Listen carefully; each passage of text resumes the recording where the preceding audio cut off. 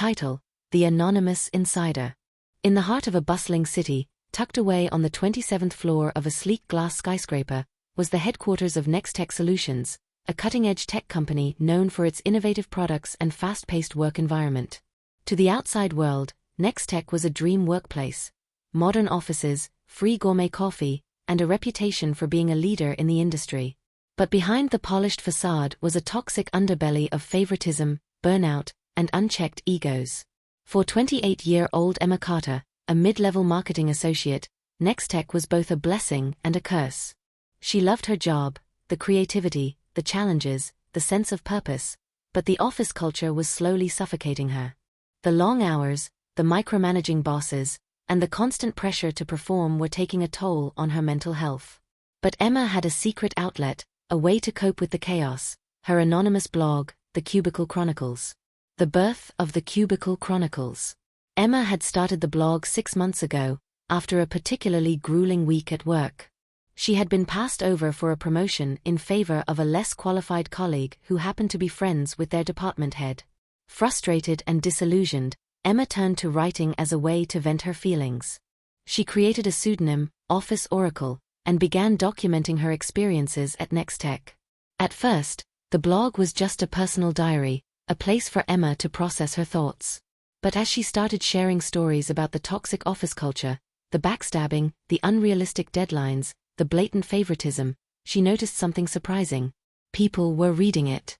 And not just reading it, but commenting, sharing, and reaching out to her to say how much they related to her posts. Emma's blog quickly gained a following, not just within Nextech but across the industry. Employees from other companies began sharing their own stories, and the Cubicle Chronicles became a safe space for people to talk about the darker side of corporate life. Emma was careful to keep her identity a secret, using vague descriptions and changing names to protect herself and her co-workers.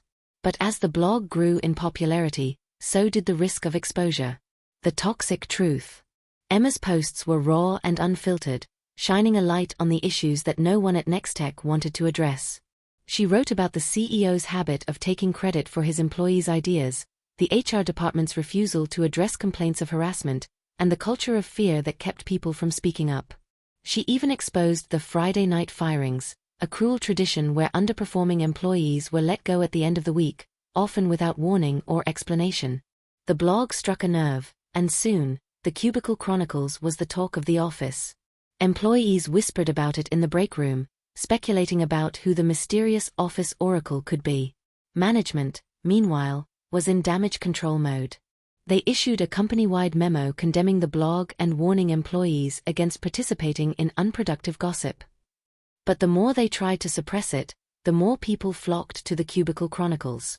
Emma knew she was playing a dangerous game, but she couldn't stop. The blog had become more than just an outlet, it was a mission. She wanted to expose the truth, to hold Nextech accountable for its toxic culture. But as the stakes grew higher, so did the risk of getting caught. The leak. One Monday morning, Emma arrived at work to find the office buzzing with tension. As she settled into her cubicle, her co-worker and closest friend Rachel rushed over, her face pale. "Have you seen this?" Rachel whispered, handing Emma her phone. Emma's heart sank as she read the email that had been sent to the entire company. It was from the CEO, and it contained a link to the Cubicle Chronicles. The subject line read, "The Truth About Office Oracle." Emma's stomach churned as she clicked on the link. The post was one of hers, but it had been edited to include a photo of her, a candid shot taken at the company holiday party. Below the photo was a caption, "Meet Emma Carter, the disgruntled employee behind the Cubicle Chronicles." Emma felt like the walls were closing in. Her anonymity had been violated, and now everyone knew the truth. She looked around the office, her co-workers' eyes darting away as they pretended not to stare. She could feel their judgment, their curiosity, their fear. The fallout. The next few hours were a blur. Emma was called into a meeting with HR and the CEO, where she was accused of defaming the company and undermining team morale. They demanded that she take down the blog and sign a non-disclosure agreement, threatening legal action if she refused. Emma refused. She knew she had done nothing wrong. She had never revealed confidential information or named names. But the damage was done. Her co-workers, many of whom had supported the blog anonymously, now distanced themselves from her, afraid of being associated with the scandal. Even Rachel, her closest friend, seemed wary. "I get why you did it," she said hesitantly, "but you have to understand how this looks. People are scared, Emma. They don't know who to trust." Emma felt a pang of betrayal. She had thought Rachel would understand, would stand by her. But instead, she was just another casualty of Nextech's toxic culture. The decision. That night, Emma sat at her computer, staring at the blank screen. She knew she had a choice to make. She could take down the blog, apologize, and try to salvage her career. Or she could double down, expose the truth even further, and risk everything. As she scrolled through the comments on her latest post, she saw messages of support from readers around the world. People thanked her for speaking out, for giving a voice to the voiceless. And in that moment, Emma knew what she had to do. She wrote one final post, titled "The Truth About Nextech." In it, she revealed everything: the pressure, the fear, the manipulation. She named names, shared screenshots of incriminating emails, and called out the CEO for his role in perpetuating the toxic culture. And then, with a deep breath, she hit publish. The aftermath. The post went viral within hours. News outlets picked up the story, and Nextech was thrust into the spotlight for all the wrong reasons. Employees began speaking out, sharing their own experiences and demanding change. The CEO resigned, and the company was forced to overhaul its policies and practices. Emma, meanwhile, became a symbol of courage and resilience. She was fired from Nextech, but she didn't care. She had done what she set out to do. She had exposed the truth. In the months that followed, Emma started her own consulting firm, helping companies create healthier, more inclusive workplaces. She continued to write, using her platform to advocate for change and inspire others to speak out. The new beginning. As she stood on the stage at a conference, addressing a room full of eager listeners, Emma felt a sense of peace. The road had been long and painful, but it had led her here, to a place where she could make a real difference. The anonymous insider was anonymous no more. And in revealing her truth, Emma had found her voice. The end. Title: The Diary of Shadows. In the quiet, mist-shrouded town of Blackthorn Hollow, nestled deep within a forest of ancient, whispering trees, there lived a girl named Elara Voss. Elara was an enigma, a quiet, observant soul with piercing green eyes that seemed to see through people.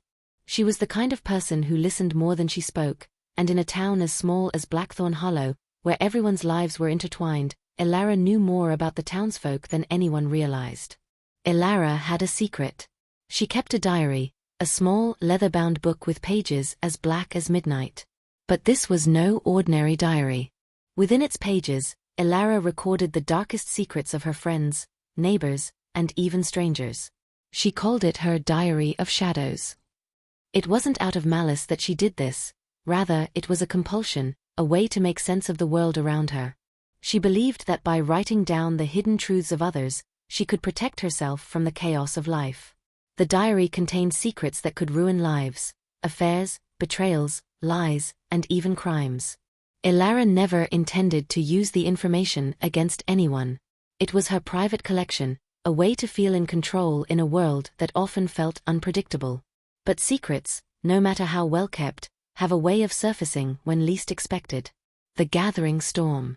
One crisp autumn evening, the town gathered for the annual Blackthorn Hollow Harvest Festival.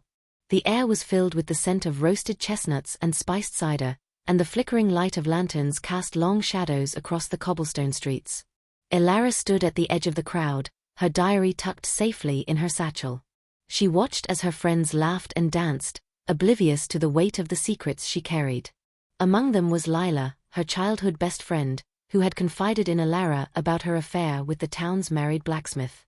There was Marcus, the charming but troubled son of the mayor, who had stolen money from the church fund to pay off his gambling debts. And then there was Mrs. Hargrove, the sweet old widow who ran the bakery, who had once poisoned her abusive husband and buried him in the woods. Elara's gaze lingered on each of them, her heart heavy with the knowledge of their secrets.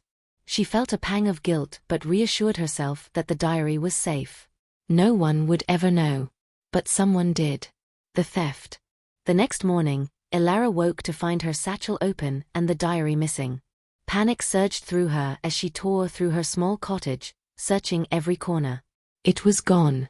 Someone had stolen it. Her mind raced. Who could have taken it? And why? The diary was her most guarded possession, and she had never shown it to anyone. But someone had known about it, someone who wanted to destroy her. As the days passed, strange things began to happen in Blackthorn Hollow. Anonymous notes started appearing on doorsteps, revealing the secrets Elara had so carefully recorded. Lila's affair was exposed, and the blacksmith's wife confronted her in the middle of the town square. Marcus was publicly shamed for his theft, and his father disowned him. Mrs. Hargrove was arrested, her dark past unearthed after decades of silence. The town was in chaos, and Elara knew it was her fault. The diary had fallen into the wrong hands, and someone was using it to tear Blackthorn Hollow apart. The hunt for the thief. Elara knew she had to find the thief before more damage was done. She began to piece together clues, retracing her steps from the night of the festival. She remembered seeing a shadowy figure near her cottage, but she had dismissed it as her imagination. Now, she wasn't so sure. Her search led her to the edge of the forest, where an old, abandoned cabin stood. The townsfolk whispered that the cabin was cursed, that it was once home to a witch who had been driven out of Blackthorn Hollow centuries ago. Elara had never believed in such tales, but as she approached the cabin, she felt a chill run down her spine. Inside, she found the diary, lying open on a dusty table. But before she could grab it, a voice stopped her in her tracks. "I knew you'd come." Elara turned to see a figure step out of the shadows. It was Rowan, the town's outcast, a brooding, mysterious young man who had always kept to himself. His dark eyes bore into hers, and in his hand, he held a crumpled piece of paper. "You think you're so clever, don't you?" he said, his voice low and bitter. "Collecting everyone's secrets, playing God. But you're no better than the rest of us." Elara's heart pounded. "Rowan, I never meant to hurt anyone. I needed to understand." "Understand?" he spat. "You don't understand anything. You think you're protecting yourself, but all you've done is create a weapon. And now, it's been used against you." Elara's eyes filled with tears. "I didn't mean for this to happen. Please, just give me the diary. I'll destroy it. I'll make this right." Rowan shook his head. "It's too late for that. The damage is done. But maybe now you'll learn what it feels like to have your secrets exposed." With that, he tossed the crumpled paper at her feet. Elara picked it up and unfolded it, her hands trembling. It was a page from the diary, a page she had never written. On it was a detailed account of her own darkest secret, the night she had accidentally caused her younger brother's death. She had been just a child, playing with matches near the barn.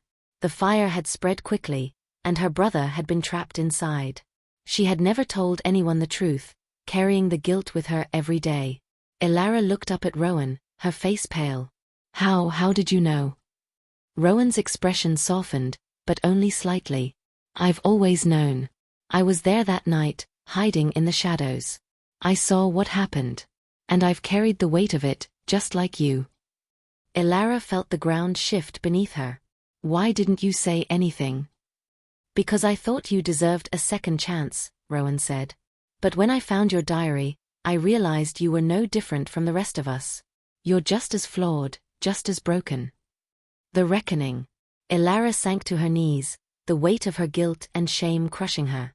She had spent her life collecting the secrets of others, thinking it would protect her, but all it had done was isolate her from the world.